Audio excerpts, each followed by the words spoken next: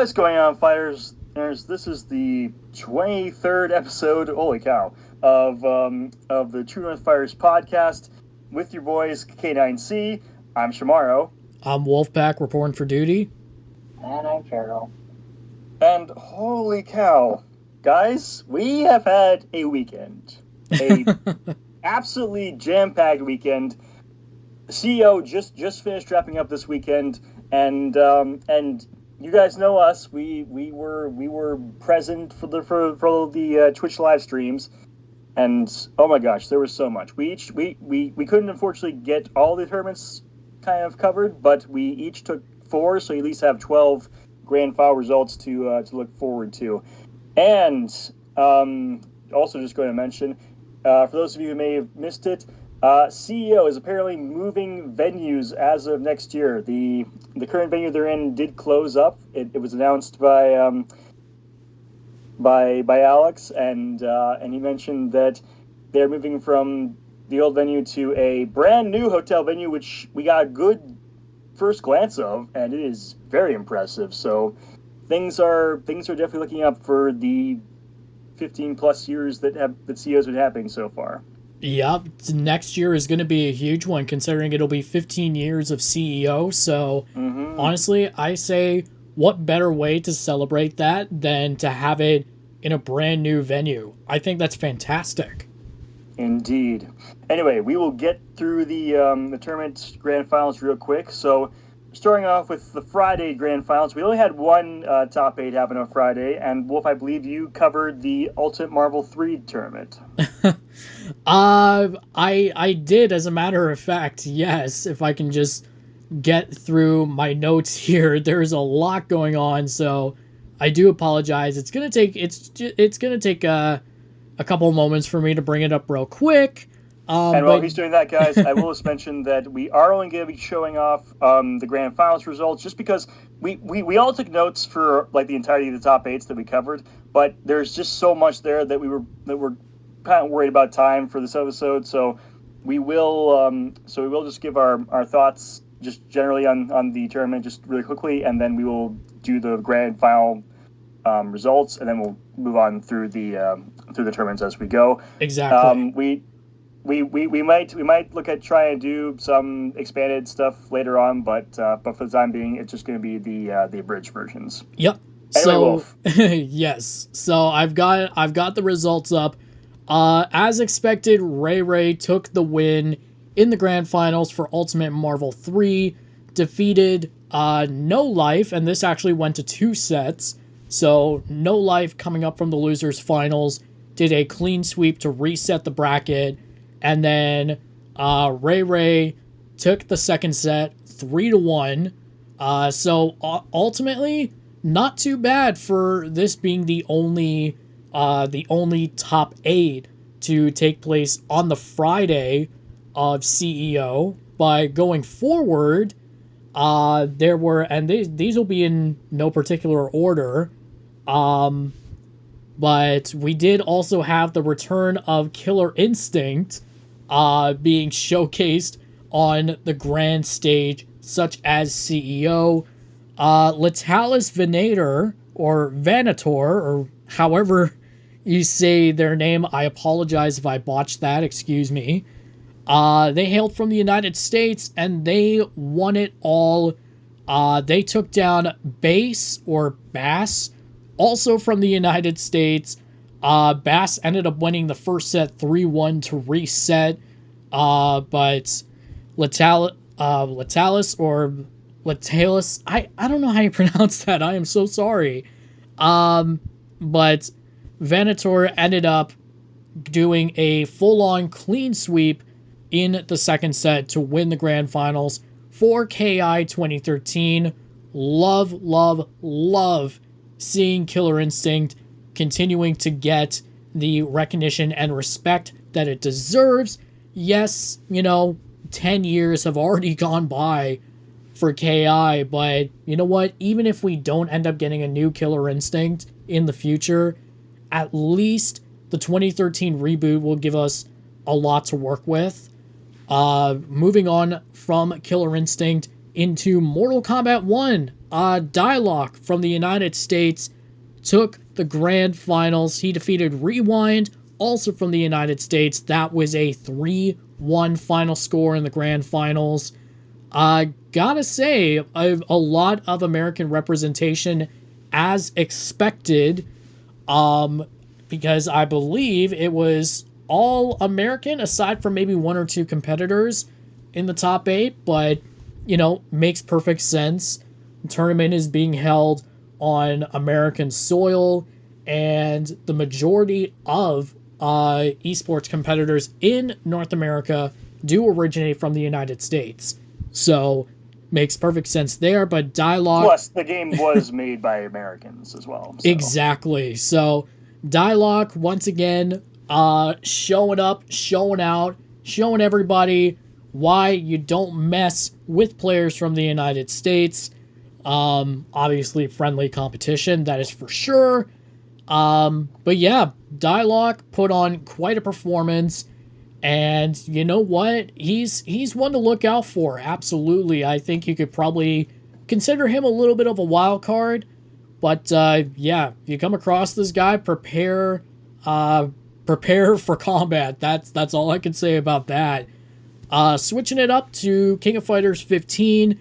This was the exception of all of the winners that I'm covering for what I was able to watch.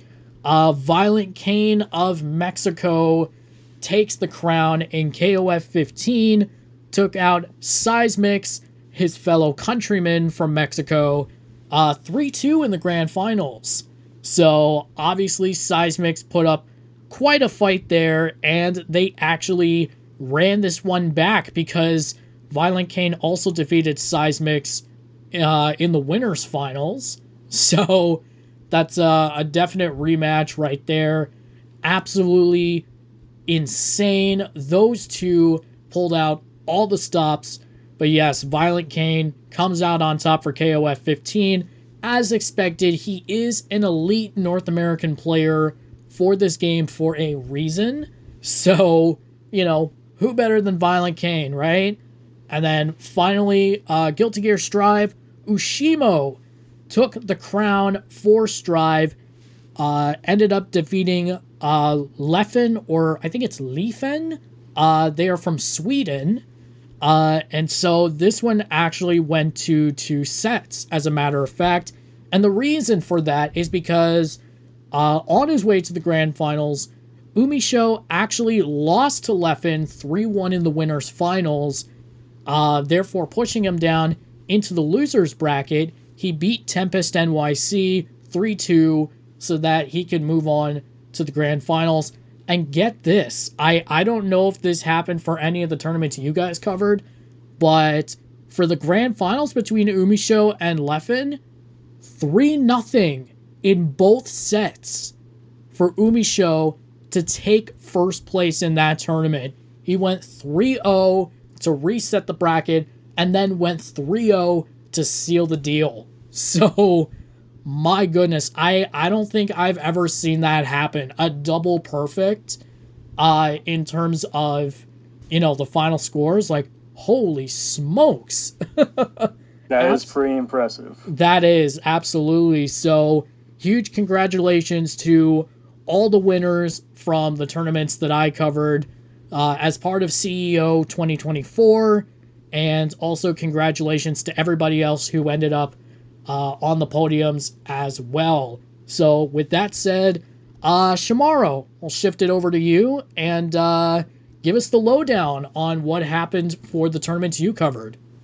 So thank you, Wolf. So for what I covered, first of all, we're going to go to the Grand Blue Fantasy versus Rising tournament, which happened on Saturday afternoon or evening, I guess, whichever time zone you're looking at. But this was a crazy match. It was basically a battle between the near mains and the non-near mains. But sadly, the character variety could not be established. It was basically just coming down to a bunch of near mains. But this was a tournament of a lot of perfect matches. I will say it was crazy how many perfects we got.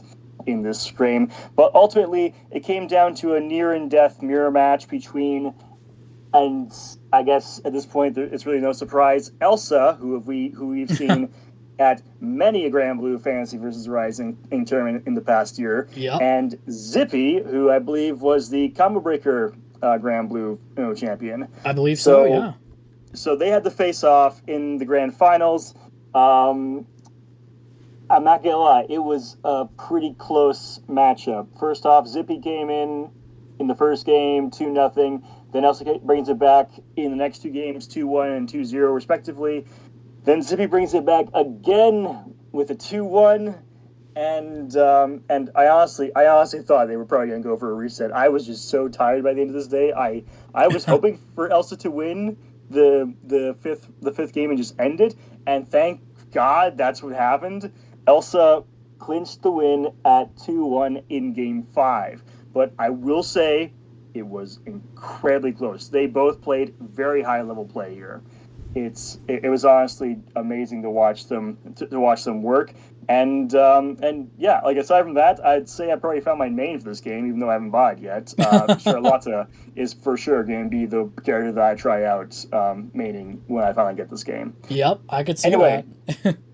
Anyway, moving on from Grand Blue, just looking through the notes here. Next up, I covered the Capcom versus SNK 2 tournament, which was crazy because not only was this a cage tournament match, but Mr. CEO himself, Alex, he was actually competing within that top 8. No way. He definitely was. Like according to what I heard in the commentary, he's apparently like this game was apparently what helped him start CEO. So I guess it only makes sense that he's competing in this after so long.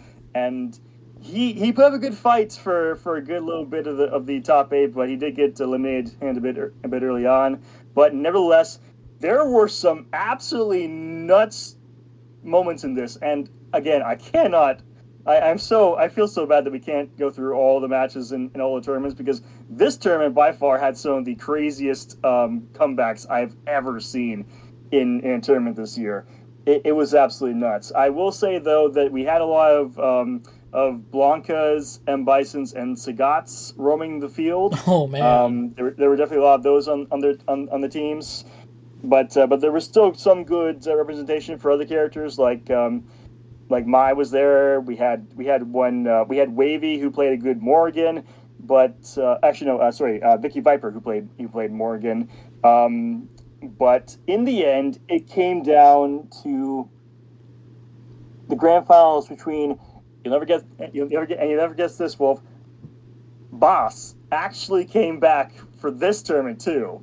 No way! You have got to be kidding me right now. This guy was playing like this maniac was playing 2 tournaments at CEO, and he actually made it to the grand finals, facing off against you motherfucker from the US. And so it basically came down to 2 games. The first off, Boss won 3-1, and yeah, it was absolutely crazy. Like his first character took down UMF's first 2 characters in the first game easily. Like, oh my gosh.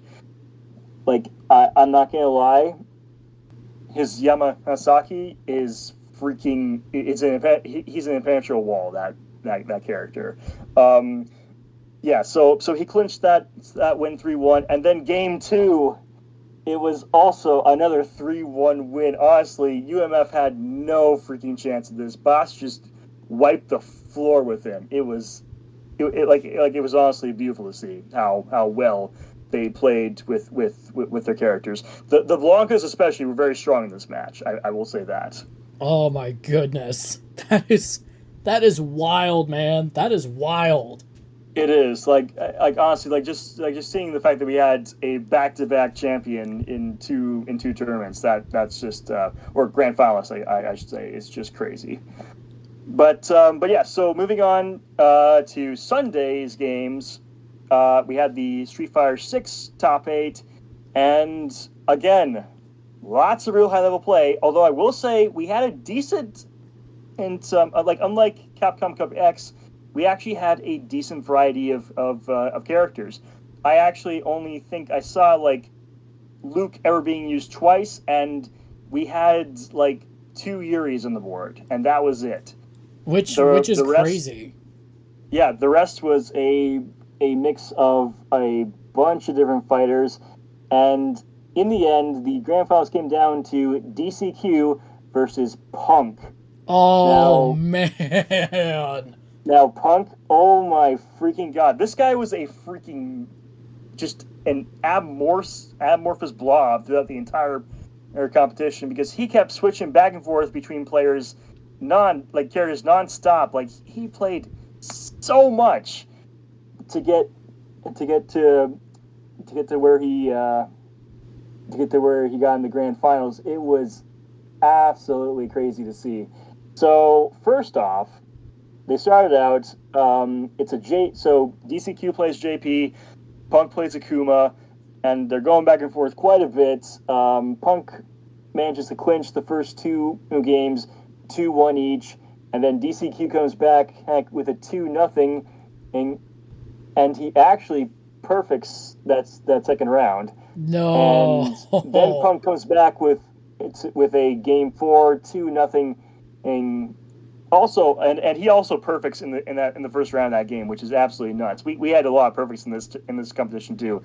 So then he manages to get that bracket reset, and then Punk just sweeps DCQ with 2-1, 2-1, and 2-0 respectively. It was just a marvelous dance of fighters to see. Oh my goodness. Wow.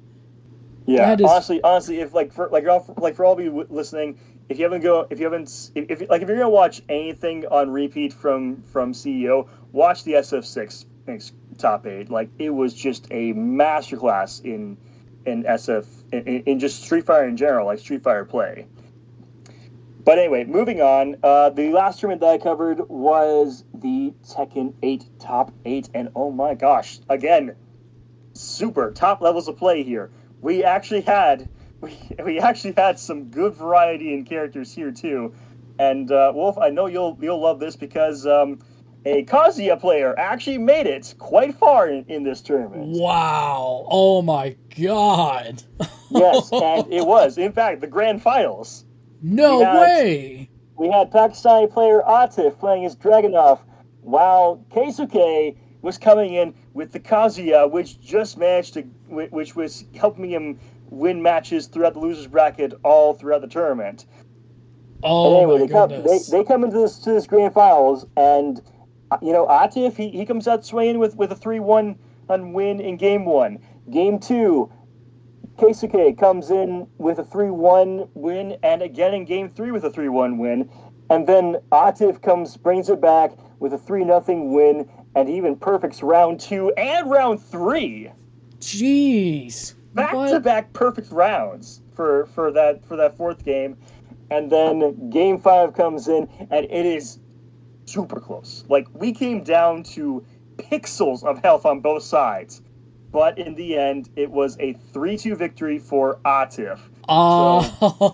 So the Pakistanis take it for the T8 CEO Grand Finals. But I will say, again, really good high levels of play on everyone throughout this top 8. So if you want to brush up on your Tekken 8 tech, definitely watch these guys play. They were all incredibly high levels of play. And again, we had another player who was just absolutely like jumping back and forth between different characters, and that was actually Dojin. Dojin was just ripping it up with a whole slew of different characters throughout this entire tournament.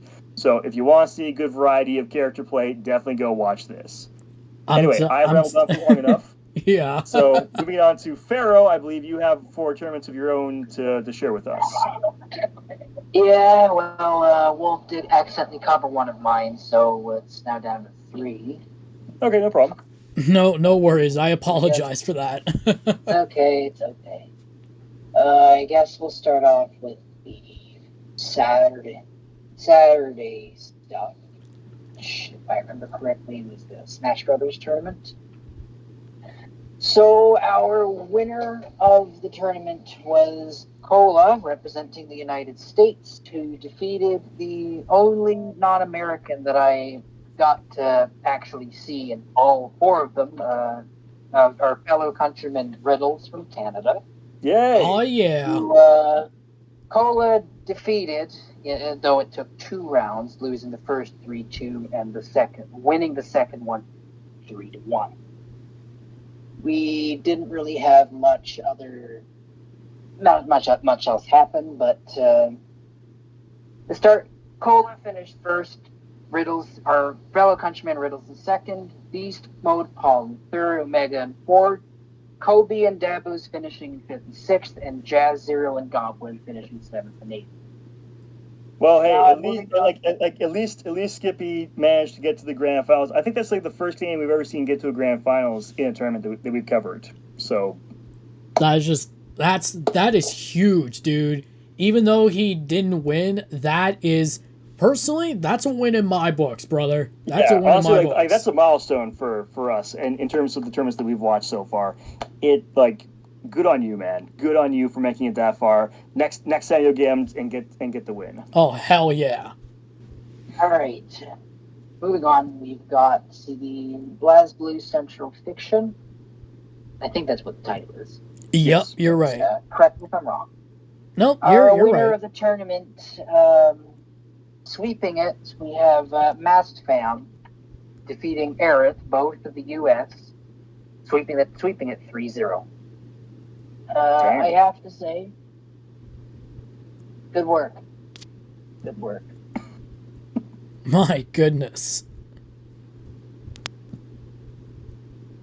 And then lastly, we have Dragon Ball Fighters.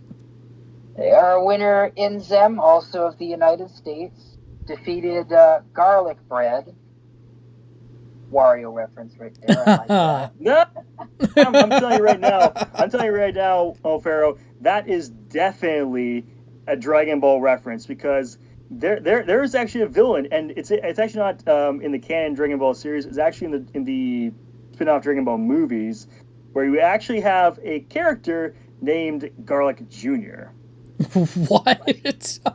So I am telling you right now, that is definitely a Dragon Ball reference name. That's awesome.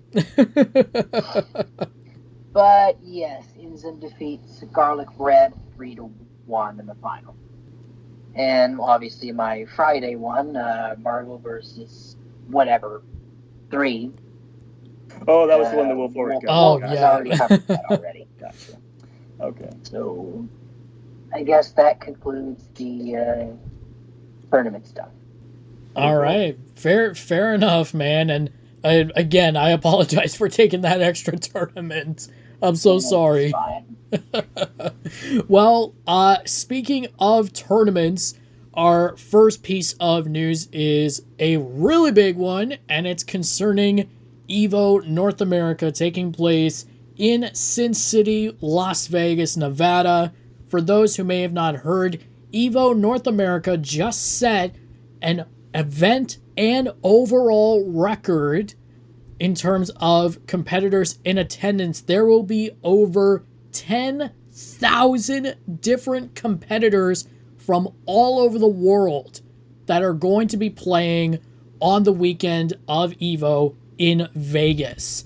And you guys heard me right just now. That is not only an event record, but it is also an overall esports record for the fighting game genre, which just absolutely blows my mind. That blows my freaking mind. 10,000 plus unique competitors spanning from all over the globe? Like, holy cow. Like, what, how do you even react to that kind of information? Honestly. I don't know, Wolf. Like, it's honestly crazy, but we know we know one thing for sure is, like, no matter what happens, it's definitely going to be epic. Oh, absolutely. On a massive scale. Like, again, like as you said, 10K players, like, going in from all over the globe. it's definitely going to be a huge collection of different strategies, fighting styles, ideologies in terms of like fighting game philosophy. Like it's just going to be a whole amalgamation of like the best and brightest that this game genre has to offer. And honestly, I cannot wait to see what happens. Same here. Like, as if Evo isn't already big enough as it is, it's one of the biggest tournaments in the entire world, counting both the North American and the Japanese versions of Evo. But like, this just makes it that much more of a big deal. And so, and just to recap for our folks at home, Wolf, what's a handful of the tournaments that we have to look forward to for this event? Well, for Evo North America, we will obviously be seeing the Holy Trinity of fighting games. So Street Fighter 6, Tekken 8, and Mortal Kombat 1. They will all be on display there. In addition to that, we've got Under Night in Birth 2, King of Fighters 15, Grand Blue Fantasy vs. Rising, Guilty Gear Strive, and Street Fighter 3 Third Strike. And that's just counting the main games, because there will also be a community showcase which will also feature about an additional 10 to 12 games, including Ultimate Marvel 3 and Killer Instinct. So there is going to be a lot to look forward to. And the registration numbers, the final registration numbers, have already come out. And of course, to no one's surprise, Street Fighter 6 tops that list with over 2,500 competitors having registered for that tournament. Dude, like, how do you even process all those registrations? That's just insane. I honestly do not know how these organizers actually managed to pull this off, where they will 2.5K down to a top 8. Like, that's just incredible. Well, to be fair, there's a good chance that there will be a last chance qualifier, and that's probably where the large majority of the players will be.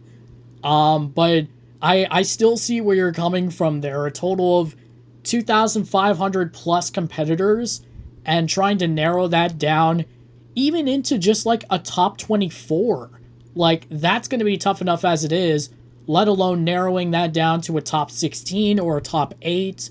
Like, it's going to be wild. And what's even more wild is that we're just over 2 weeks away from the event. We're only 2.5 weeks away from the event. It'll be taking place July 19th through to the 21st. Again, live from Las Vegas, Nevada in the United States.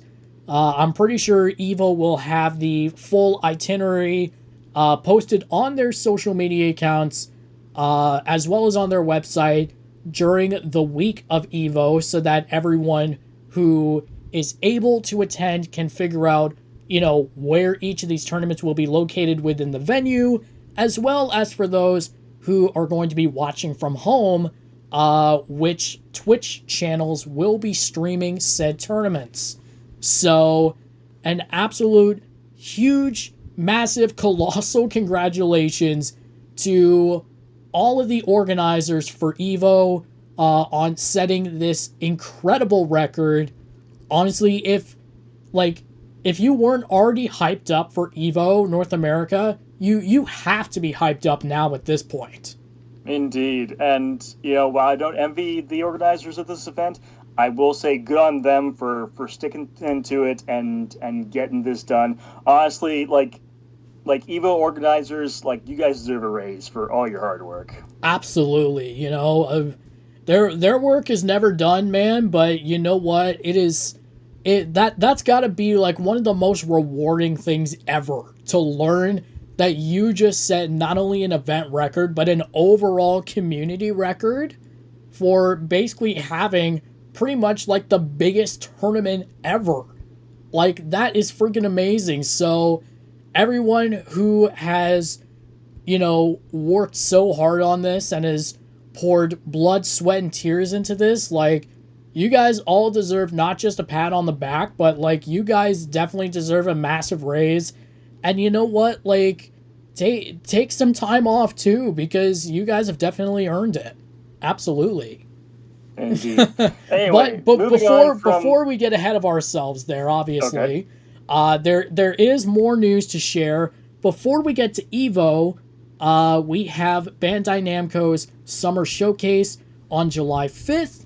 Right. For those of you who missed it during last week's episode, that's going to be taking place or being showcased at Anime Expo in Los Angeles, California. The showcase is set to last over an hour, and for people here in the Eastern Standard Time Zone, that's going to be going live at 5 p.m.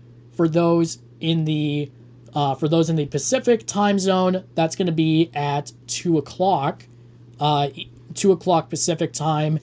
And it's really interesting because we already know we're going to be getting some more looks at Dragon Ball Sparking Zero. But at the same time, I would hope so, because like this is like the biggest game that Bandai has had this year since Tekken. Well, so. I mean, it's guaranteed we're going to be getting more looks. But at the same time, the Summer Showcase could also give us the official release date for Lydia Sobieska for Tekken 8. Oh, please, Bandai God, please give us the full release date for my third main. Please, please, please, please, please, please. And on top of that, we could possibly even end up getting a tease for the third DLC character. It's very possible. I'm wondering what character you might be hoping for there, Wolf. Maybe a certain UK sister of sorts? You know what? A lot of people really want Anna Williams to come back, and you know what? I don't blame them, because Harada and the team did really well with bringing Anna back for Tekken 7, and also given Anna's popularity, like, it's almost a no-brainer to have her come back. But if I am to choose someone aside from Anna, like, that's going to be really hard to do, honestly. It's really hard to think of someone else that you want to bring back, but... Just face it, Wolf, you're totally an Anna simp. I am not. I am not. Excuse me. I am not. I will admit the fact that she is one of the most good-looking characters in the series, but by no means am I a simp. No way. That's not happening. But regardless, if, in terms of like who they could end up teasing as the next DLC character, yes, that's the true question. Like aside from the simp material that we all know that Wolf is simping for, I am not. Don't listen to him. Who else could we think that could come in that could top the roster that we already have? Like, I mean, like we already got we already had Mama June back, so that's already a huge page in the history books for T8. Definitely. I mean, like we've got Adi Gardo, like we've got Lydia. So who else could come back? I mean, for all we know, Heihachi could make a comeback because we all know because we all know that he's come back from the dead a dozen times now. Yeah. I mean, M. Bison got his revival in Super 6. Yeah. So who's to say Heihachi couldn't come back in spirit for something? At this point, no one's off the table. Exactly, and not only that, but we also have characters crossing over into other video games. So I'm saying it could very well be a crossover character, and if it is, I would probably say that it could possibly end up being maybe another Street Fighter character, just like they did with Tekken 7. I mean, Akuma was definitely a big surprise for the T7 players, but I doubt they're going to double dip again into the Akuma territory. Well, if they are going, just hear me out. If they are going for Street Fighter territory, I would say maybe a safe bet would probably be Chun-Li, just because we have a lot of Asian females in the roster already, so she's kind of just a no-brainer pick, and her outfits do kind of tend to also lean towards a lot of Tekken fashion icons. But to be honest, if I had to choose like an actual like overall Capcom possibility for a crossover, I would say, given how much Devil Gene we've gotten in this like throughout the characters, like it is just Kazuya and Jin, but still, I see like where this is going. Like Devil Genes have been a huge thing so far. So why not? I honestly I think Morgan from Darkstalkers. I'm just saying she would be an excellent addition. She would fit right in with the Tekken cast. If not her, then let's see. If not Morgan, then you know what? Maybe throw in Zero from Mega Man for all I care. Like, I mean, like we've already got one android in the roster. Why not throw another one in? This is true. Now, two things. First and foremost, regarding Street Fighter, who said I was referring to Akuma coming back? Okay, then who do you think might come back if they do a Street Fighter crossover character there, Wolf? Well, I won't doubt going for Chun-Li, but if I'm to choose someone who is not Chun-Li, I would probably say let's add another Brit to the mix and bring in Cammy. You know what? I could actually see her and Fox going at it. It's like I could definitely see that. Yeah. Now, second, what you were going on with adding Morgan possibly, that would be excellent, but that was a total twist. I did not think you were going to go there because when you brought up the Devil Gene, my first thought was not Morgan. Oh, my you were first thinking thought Dante, was weren't you? My first thought was Dante. So, and I mean, even then, Dante, I feel like would fit very well into the Tekken universe. I mean, if we were gonna choose like a Devil May Cry character to cross over with, I would say Virgil might be a better way to go. What? Okay. All right. I would be completely fine with Virgil, but it's like it feels weird because it's like both Dante and Virgil are extremely popular, and it's like it's either like I feel like the fan base is going to be like, you either give us both of them or you don't give us either of them. Because okay, fine. Then we'll split the difference and say Nero gets in. That's fair. That's fair. Nero could definitely work as well. And plus, like, he basically has, like, what, 2-3 possible different arsenals. Because, you know, he's got his sword, he's got his gun, he's got his devil breakers. So it's like, yeah, he's literally got multiple arsenals in one moveset, which is although I incredible. just thought of saying another character that would actually fit right in with the T8 cast could also be Wesker from Resident Evil. Albert Wesker, yes, he could definitely fit in there. Going back to you mentioning Zero, yeah, I could definitely see Zero being in there. I'm not exactly sure how they would make him seem more realistic looking to kind of match the aesthetic that Tekken 8 gives off, but I feel like there's a very good chance that they could possibly make it work. But I mean, yeah. we look at the character model for Alyssa, she's got a lot like a good mix of like just natural skin plus metallic parts. I feel like just going mostly metallic sheen for a lot of Zero and then just like some skin texture for his face. I think that's what we really need to do to make it realistic. Yeah, that's definitely fair. So, I mean, honestly, like, who knows what's going to happen during the summer showcase. So, you know, we can only speculate, but fingers crossed that we do get a release date for Lydia Sobieska. And, yes, fingers crossed. Fingers fucking crossed. I want to play her so bad. Like, I've already bought the deluxe upgrade. I've got Eddie Gordo on my team now. I just need the Polish Prime Minister. Yes. That's all I'm asking. That's all I need. And then my trifecta of mains will be complete. Exactly. And while we're on the topic of Bandai Namco, kind of tying this in, the Swords versus Fists trailer for Sparking Zero.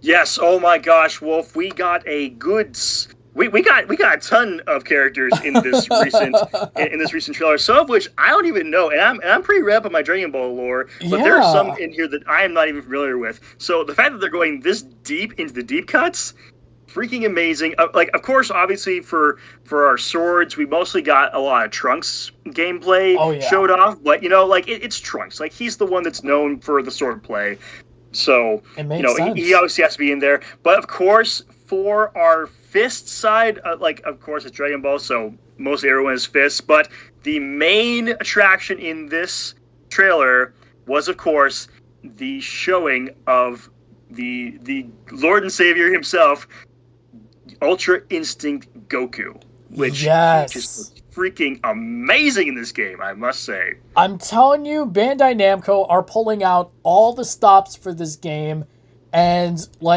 no doubt it is going to be a fighting Game of the Year contender, and also probably an overall Game of the Year contender. No doubt. Honestly, this, Dragon Ball Sparking Zero is to Bandai what Smash Bros. Ultimate was to Nintendo. Exactly. They are going all the way with this. It is freaking insane. And again, as if this game wasn't already big enough, it's gotten even bigger, and there are no signs of slowing down for this game. Not at all. Yeah, I know. We haven't even revealed the entire roster yet. We still have characters left to reveal in upcoming trailers. So, right? Oh my gosh, and the crazy thing is, we're going to get this game in October. We've only got so many months. Crazy. I know, we've only got so many months to reveal the rest of the roster. So you gotta wonder how many characters are they going to drop at the summer showcase, if they drop anyone at all. Honestly, I have no clue. I honestly don't know. They are all gas, no brakes right now. We're in the first week of July, and the game is set to release in October. So we really only have a few months left before the game fully releases. So yes, and within that time, we are definitely going to get a flood of character reveals. I am calling it now. We're going to get just a flood of character reveals. Oh, believe me, that's going to be perfectly on brand. So you know what? Just bring it on, because Dragon Ball fans, they are eating hella good with Sparking Zero. Damn straight, especially for those of us, me included, who got who pre-ordered our Ultimate Editions. Because as I mentioned before, pre-orders, we do get a bunch of characters unlocked early, plus a bonus character. So again, if you guys haven't pre-ordered yet, definitely pre-order now. Exactly. Yes. So there you go. That's for the summer showcase. Hoping for some more reveals for Tekken 8, as well as possibly a tease, and of course, more looks at Sparking Zero, in addition to the Swords vs. Fist trailer for the game. But switching gears now, in terms of updates and stuff like that, Street Fighter 6, actually, you know what? Never mind. Hang on. That's going to go later, because there is something else attached to that. 2XKO Alpha Lab registration is live for the game. Yes. Oh my goodness. It is live, and oh my gosh, if Riot Games would just get back to me on my support tickets to get me access to my account again, that would be great, because I really want to play this game. I don't care if it's an alpha version that's still in the works. I really want to play this game. This is going to be throughout. It's going to be taking place. Let's see. Well, what was it? It was August 8th through the 19th. Correct. So I am looking forward to that. Honestly, though, if Riot isn't going to help me out here, I will legit just make up a new account. I'll give it my original Shimaro username and just go Shimaro K9C if I have to. But come hell or high water, I'm going to play this alpha build. Yes. I'm going to play this because this looks like a freaking amazing game. I even saw YouTube YouTube coverage on the 2XKO YouTube channel of some gameplay of some actual some 4-player tag team game footage, and this game, oh my gosh, is cooperative fighting game heaven, honestly. It's freaking amazing, and the best part about it is a new champion is going to be revealed very soon as well. So, when's that happening? Please, well, tell me when's that happening, because I have a couple picks that I really want to get in. I see, that's the only problem. I don't know, but it is going to be happening soon. It could possibly be teased or revealed as early as Anime Expo this coming weekend. We may end up hearing something about it at EVO. You never know. We might even hear about it perhaps the week before the Alpha Lab goes live.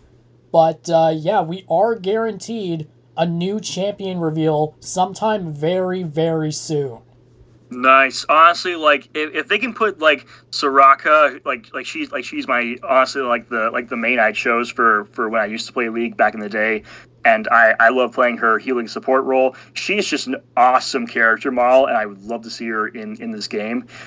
Also, big shouts to the short queens. I really want Poppy to be in this game if possible. Like I think she would be a great addition to this team. Also, get as many Yorls in there as possible, because the Yorls just kick ass. Oh yeah, no doubt about that. And I definitely feel like this is going to have a pretty big roster. So even if some of these characters don't make it into the base game at launch, definitely they could be very strong candidates for DLC.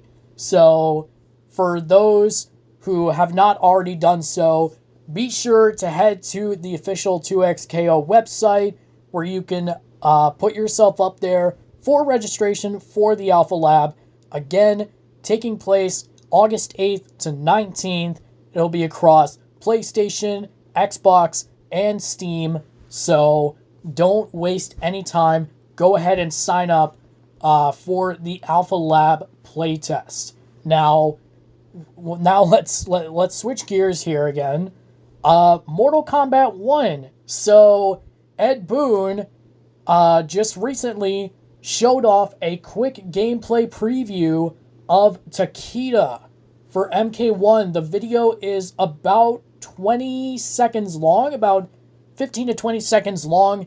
It's posted on Twitter and has been reposted since on Instagram, TikTok. I'm pretty sure it's up on YouTube somewhere. But we finally got our first glimpse at Takeda. And holy smokes, Takeda looks better than ever. He looks like 100 times better than he did in MKX. I think that's just par for the course with the MK1 character models. Except, I will say this again, except for the case of Scorpion and that freaking mask. Well, thankfully we are able to change the mask, but I do agree with you. There could have been a better design. The default is just still not a fan of that. Yeah, there definitely could have been a better base design. Yes. For his default mask. Aside from that, I think all the other characters, all the other costumes are on fleek right now. Yes, absolutely. And again, we don't have to wait too much longer for Takeda, because we are about 3 weeks away from his release in early access, July 23rd. I've made sure to remember that date now. I've drilled it into my head. So July 23rd, once again, as a reminder, is when Takeda goes live for early access, therefore wrapping up Combat Pack number 1. And within the same tweet, Ed Boon put KP1 in parentheses next to Farah's name, which means he has also seemingly confirmed that Combat Pack 2 will be a thing. Now this does also beg the question, who might be in MK1's second battle pack? Well, honestly, I don't know. There have been some leaks out there, but we're not going to address that for obvious reasons. Reasons, yeah. But if you had to choose, Wolf, who would you want to be in the second combat pack? I want to hear some old. I want to hear some picks for the old MK cast that hasn't got in just yet, and some DLC picks. So what are your thoughts? Well, let's see. If we're talking... Okay, so I'll pick one from the arcade games, the 3D era, and the NetherRealm Studios era. So my pick from the original trilogy would probably be Cabal. I would definitely choose Cabal.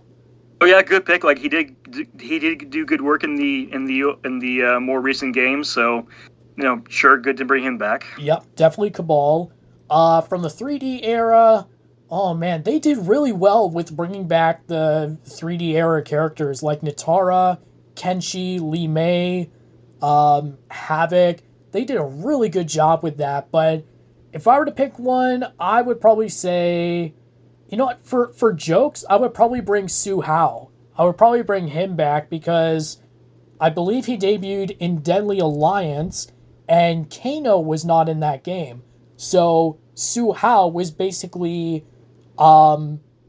he was basically representing the Black Dragon when Kano was not able to. Oh, so he was the Kano stand-in, basically. Pretty much, yeah. And then the wannabe Kano, as it were. Essentially, yes. And also a definitely not as good looking version of Kano as well. So that would be my pick for the 3D era. And then for the NetherRealm Studios era, oh man, that's going to be a tough one, but off the top of my head, I'm going to say Cassie Cage. I am definitely going with Cassie Cage. Good pick, honestly, because she was awesome in NK11, so yeah, bring her back for sure. Yeah, I am absolutely in love with this character. Everything about her is freaking amazing. And let's also give a shout out. Ashley Birch did an excellent job in voicing her in Mortal Kombat X, and the ever-talented Erica Lindbeck also did her justice and then some in MK11, so I would be completely open to either lady coming back to voice Cassie, hopefully in MK1, but that would be my pick. Those would pretty much be my picks for like main roster characters. Okay, now DLC picks. I want to hear you at least give one DLC pick for this game. Well, I mean, I'll do cameos in this case. No. We are doing the DLC characters that are the crossovers. Never mind. Okay, yes. Okay, sorry. Okay, yeah, well, we have Homelander, we have Peacemaker. Peacemaker. Sorry, honestly, some good picks so far. But who else would you like to see crossover into the MK universe? Okay, well, let's see. I would probably want to bring in. I swear, DC would probably never allow it, but I would probably bring in Beast Boy. You know what? They did a good job with Hellboy in Injustice 2, so I don't think Beast Boy is too big of a stretch, honestly. Plus, I kind of feel like that would make up for the fact that he is the only main Titan that never appeared in either of the Injustice games. Which is absolute bullshit, because, yeah. I mean, sure, Raven and Starfire are awesome. Nightwing / Robin has gone through so many iterations. And I'm pretty sure Cyborg appered in both games, too, I think. Yeah, he was definitely a shoo-in for both games, too. And, so it's honestly just a crying shame that we never got Beast Boy. And plus, there is that one DC anime movie where he did go down to hell, and he did get the ability to turn into a demon. So there you go. So I think he's an absolutely brilliant pick if you want to go for another DC crossover aside from Peacemaker. Yeah, absolutely. And you know what? If not for Beast Boy, then and I'm still keeping it DC here, but if not Beast Boy, then absolutely Harley Quinn. Definitely Harley Quinn. So you want to keep with the tradition of having the Joker in MK11 and now Harley in MK1. I see what you did there. Well, not exactly. It's just the fact that I just wish that we could see more of Harley Quinn in fighting games in general, because she's only really had just a small handful of appearances. Counting both Injustice games and then multiverses.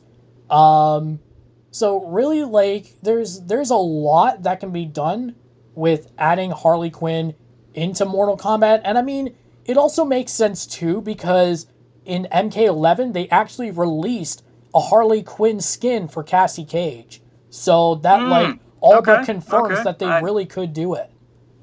All right.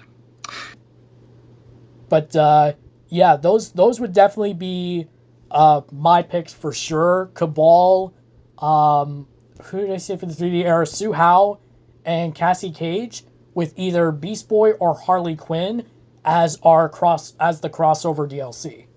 Okay. I definitely respect those picks. My picks for some comebacks would, like, honestly, like, just bring Jade back. If you guys just bring Jade back, I will be happy. I will eat well on your MK1 pie, and I will keep eating it. Honestly, just give me Jade. I love playing against her in MK11. Just give me my girl back. She's a very popular pick for the next combat pack. So, you know, hopefully they'll be able to do her justice if they do. Ed Boon, if you somehow listen to us, please give me my girl back. Yes, we need Jade back, please. I mean, you already basically teased her with Chameleon, so come on. Essentially, yeah. We essentially ended up getting her technically as part of Chameleon, but, you know, it doesn't really hit the same. It's not the same. It definitely doesn't hit the same. Yeah, but anyway, yeah. So Jay is basically my major pick for, like, the more modern MK era characters. And if I was gonna go for one of the classics, I would say, you know, I feel like we don't have enough forearm representation in these games anymore. You thinking maybe Shiva, maybe Kentaro? Oh yeah, Shiva for sure. Or I'm forgetting his name right now, but the tiger guy. Oh, Kentaro, yeah. Yeah, Kentaro. Like, honestly, how long has it been since we saw the Tiger Man? Like, bring him back. As a playable character, oh man, that's tough. I want to say, I think his only playable appearance was Armageddon. I'm pretty sure it was only Armageddon. You are tossing up great material with this guy, seriously, and I can just imagine how good his fur would look in the MK1 graphics. For sure. Honestly, I mean, look at what they did with Goro and, like, the dragon skin or whatever that's on him. They made it look really, really great on him. Yeah, so yeah, for sure. Bring the Tiger Man back. And as far as DLC characters go, I mean, if we're going with the DC stuff, I would say if we're going for a full, like, Suicide Squad roundup, I'd say put Deadshot in. Oh, Deadshot would work perfectly, and on top of that, it would be redemption for the way they massacred him in Mortal Kombat versus DC.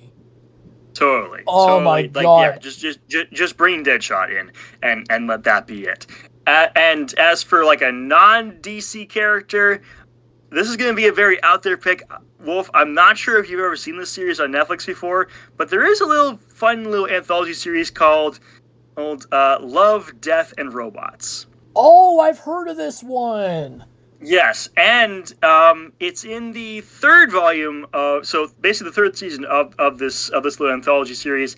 There's a short that is called Mason's Rats. It's essentially a futuristic farm setting with a farmer named Mason. He's like this old Scottish guy.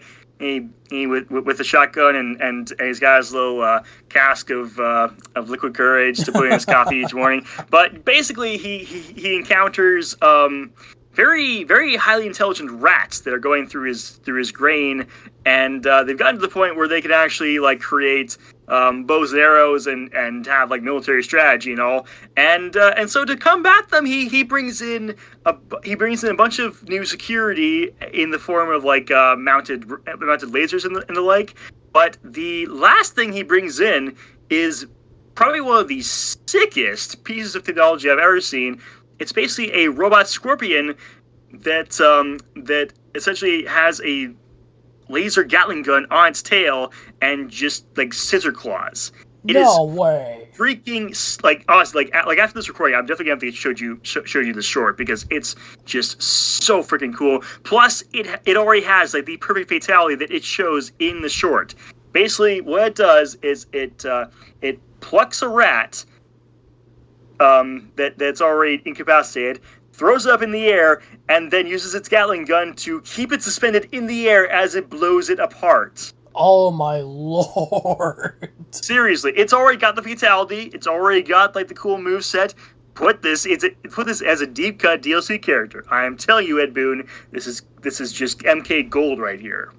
That is absolutely unreal, but at the same time, it fits perfectly. It really, really does. So you know what? I would love to see that happen. I really would. That'd be incredible. Anyway, I think we've vowed on about MK for long enough.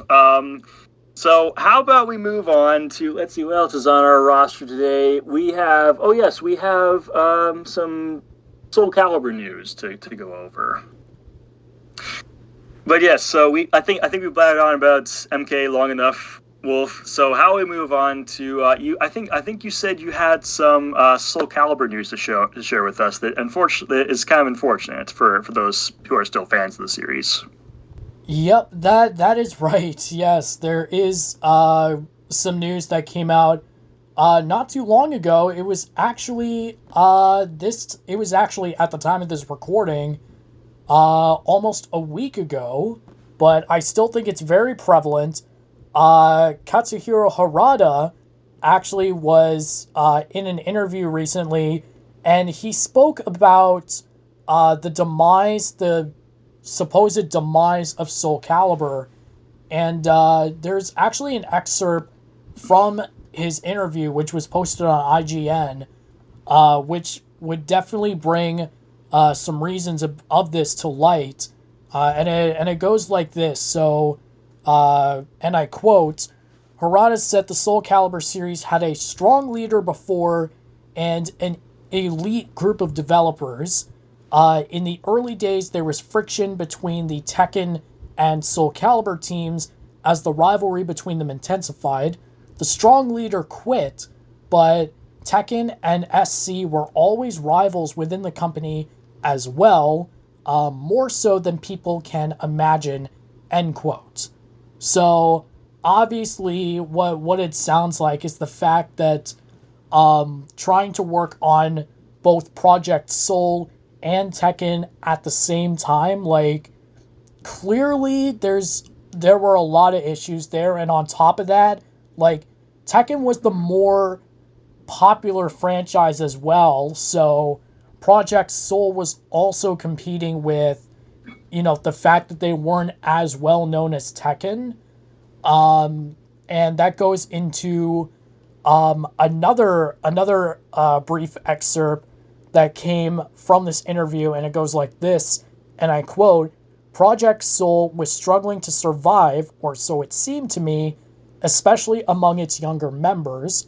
However, it seemed that it was difficult for them to maintain their vision, will, and organizational structure now that they are no longer in the game development-centered world of the past, but rather a game development team that is just one of all the businesses in the group companies, end quote. So, yeah, take that and, do what you will with it. But, yeah, I think that pretty much sums up why we haven't heard a single thing about Soul Calibur since the last piece of DLC that we got for Soul Calibur 6. So what you're saying is we should, for those of us who haven't gotten Soul Calibur 6 yet, we should probably buy our copies now and get our DLC before it goes offline, essentially. Pretty much, yeah. And if you're able to, see if you can also pick up past versions of Soul Calibur. Like Soul Calibur 5, a lot of people love that. Soul Calibur 4 was a pretty good game. Soul Calibur 2 was wonderful because we also ended up getting Heihachi Mishima as a guest character. But like, yeah, just essentially pick up as many different versions of Soul Calibur as you can, and just enjoy them as much as you can, because this could very well be the last that we'll ever get of Soul Calibur. So, and I mean, like, we've gotten games in the past that have gotten their comeback stories, but I think just to play things safe, we should definitely all stock up on our Soul Calibur. Yeah, Because, I mean, also, like, it's an underrated franchise. It really is. It's got Totally. such incredible storytelling, a vastly diverse roster of characters, each with their own unique fighting styles. And it's just like, yeah, it's an underrated franchise that I don't think got enough recognition or respect for that matter. So it's definitely a shame that it's likely we're not going to be getting another Soul Calibur game, but yeah, it really sucks. But onto a lighter piece of news. Yes, let's get into the SF6 news. Yes, so first and foremost, the newest update is now live. M. Bison is now available for all players to purchase. I myself am now the proud owner of both Year 1 and Year 2 content, so I can finally play as M. Bison alongside Akuma, Aki, Ed, and Rashid, at least for so far. And tying into that, the game director for Street Fighter VI, Takayuki Nakayama, actually spoke in a recent interview about how DLC characters are being selected for the game. Ooh. Okay, so we finally get some backstage pass into the inner workings of the selection process. As a matter of fact, we do. What is that like, Wolf? Like what can we possibly expect to see in later DLC for this game? Well, I'll take from an excerpt from the interview Nakayama did with GamesBeat, and this excerpt comes from when he was asked about Elena coming back, and so his response goes like this, and I quote, "We don't really focus on exactly what title that characters came from when it comes to deciding who to introduce and who to add into the game. We look at the characters individually, seeing what kind of fighting style they use, their countries of origin, etc. Elena is an African character who uses capoeira, which is very unique and different from the rest of the lineup. It's not really an intention of creating a balance and making sure that there are characters from each individual title, but more the individuality of the characters that helps us decide who's appropriate," end quote. Well, shit. So that probably means they're not going to put Makoto in anytime soon. God damn, I was really hoping that you would get in. Well, I mean, never say never. But, you know, it does kind of dampen the chances of characters like Makoto or Crimson Viper coming back. But on the other side, this does mean that we probably have a higher chance of getting Dan Hibiki back again. This is true, and actually, in addition to that answer that Nakayama gave, he also said this, end quote. And I quote, "We're not tuning out the comments we hear on social media. We encourage people to be vocal about what expectations they have, what they want to see in the future, etc. That's a good reference for the team, but ultimately our goal is to get as many people excited about fighting games in general. That's our North Star. Who are the right characters to incorporate into this game to reach an audience that might never touch a Street Fighter game?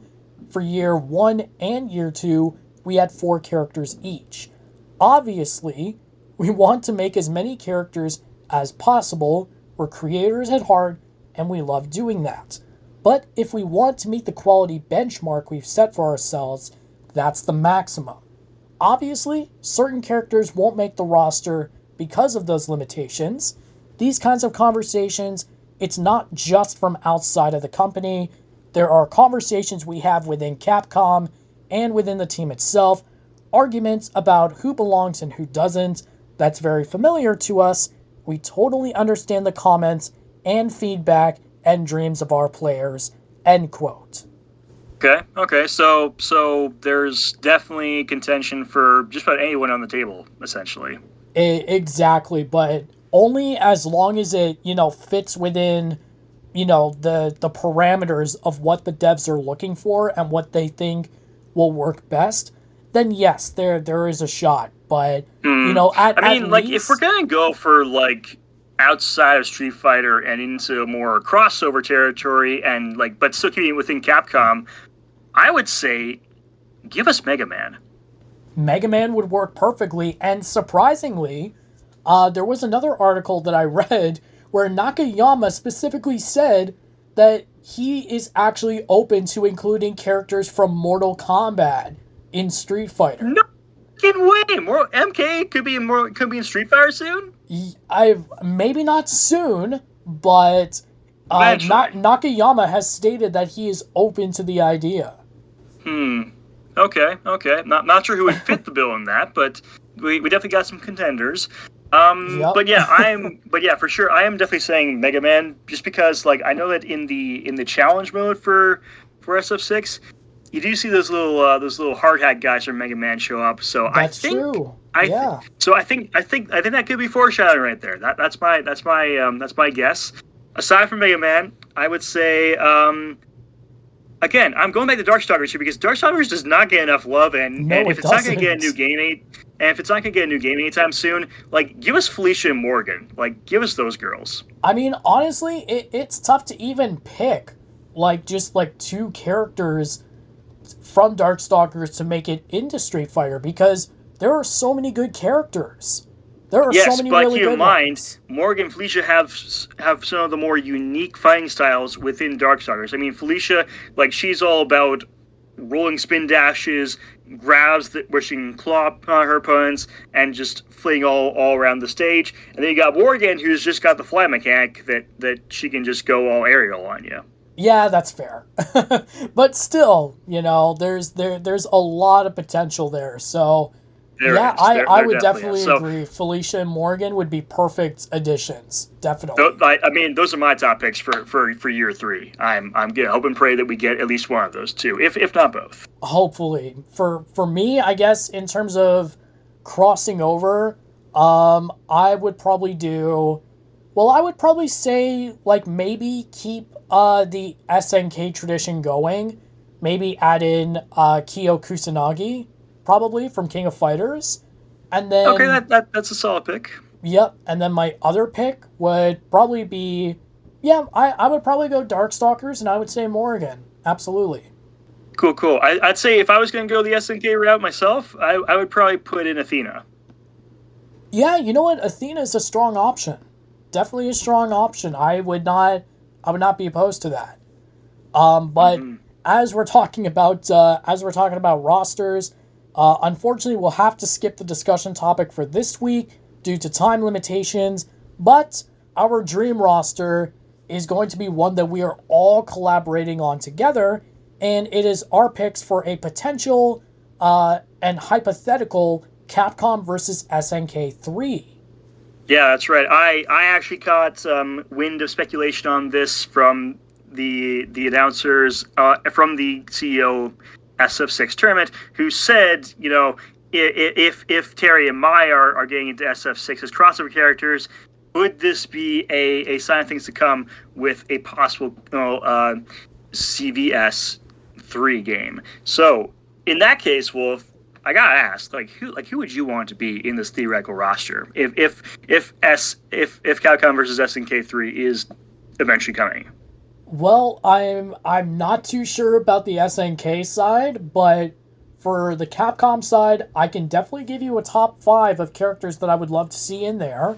Okay. I would love to see Chun-Li in there, first and foremost. Obviously, she's definitely a go-to for these games. Well, on top of that, she's the first lady of Street Fighter, so, right. That as well. I would also pick probably, I would pick Dante. Definitely Dante. He's no stranger to crossovers. Like so far we haven't gotten any Devil May Cry representation as far as I know in these games, so definitely bring him in. Yeah, so definitely Dante. Bringing Morgan back, that just feels like a no-brainer. Oh yeah, for sure. Then I would go as far as maybe saying probably the Nemesis T-type from Resident Evil. Okay. I feel like that could be very interesting because we've seen some potential for him through Marvel vs. Capcom. I believe it was Ultimate Marvel 3 and Marvel Infinite. I think he was in both of them. I think he was, yeah. Yeah, so, quite possibly Nemesis. And then my 5th pick, you know what? This is way out of left field, but I would say Frank West from the Dead Rising series. You know what? Frank West does not get enough love in the Capcom space, and I think that would be a great opportunity to bring him into the limelight. Absolutely, because as far as I'm aware, the last time that we saw him in a crossover fighting game, I think was Ultimate Marvel 3. If I remember correctly, it could have been Marvel Infinite that he was in as well, but I'm pretty sure it was Ultimate Marvel 3. So, and I mean, on top of that, we already ended up receiving word that a full-on HD remaster of Dead Rising is confirmed and in the works. So, like, why the hell not, right? Exactly. If I had to go for a top 5 picks for my rosters on this theoretical game, I would definitely say Felicia. She's my girl from Darkstalkers. I definitely want to see her come back in this iteration too. She kicked ass in previous titles. I would love to see her back. But if I'm going back to the SNK side of things, obviously my girl Mai. Of course. She's got kind of a no-brainer. Also Terry Bogard. And you know what? I'm not sure if Andy Bogard actually got into the last iteration of the game. So definitely bring him in. I think he and Terry just being together is a no-brainer as well. Yeah. Oh yeah, definitely. And then, of course, as I said, Athena is a great pick, so I would love to see her in as well for the SNK side of things. Yeah. Oh, yeah. Could definitely see that happening.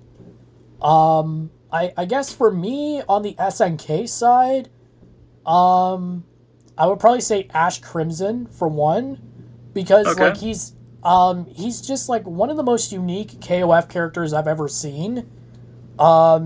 And, that's just, it's really stuck with me, so definitely Ash Crimson, definitely Terry and Mai, for sure, Terry and Mai. Geese Howard. Yes, Geese would work as well, we cannot forget Geese Howard, especially since I think he was in one of the previous iterations, and or at the very least, I know he's in the Neo Geo SNK versus Capcom game. That's right. He was in that one. So, yeah, Geese would definitely be a good addition. I'm just trying to think here. Ash Crimson, Terry Bogard, Mai Shiranui, Geese Howard, and oh god, I need one more. I mean, you can always go with Rio.